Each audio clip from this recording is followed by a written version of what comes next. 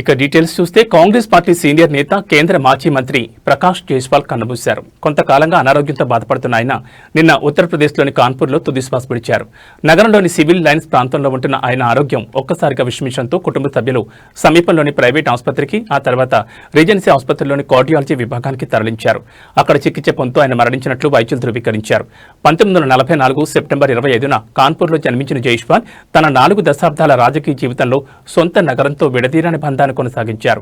1989లో కాన్పూర్ మేయర్గా ప్రజా జీవితంలోకి అడుగుపెట్టిన ఆయన ఆ తర్వాత జాతీయ రాజకీయాల్లోకి ప్రవేశించారు. కాన్పూర్ నియోజకవర్గం నుంచి కాంగ్రెస్ టికెట్పై 1999, 2004, 2009 లోక్సభ ఎన్నికల్లో వరుసగా 3 సార్లు గెలుపొందారు. డాక్టర్ మన్మోహన్ సింగ్ నేతృత్వంలోని యూపీఏ 2 ప్రభుత్వంలో కీలకమైన బొగ్గు శాఖతో పాటు కేంద్ర హోంశాఖ సహాయ మంత్రిగా కూడా ఆయన బాధ్యతలు నిర్వర్తించారు.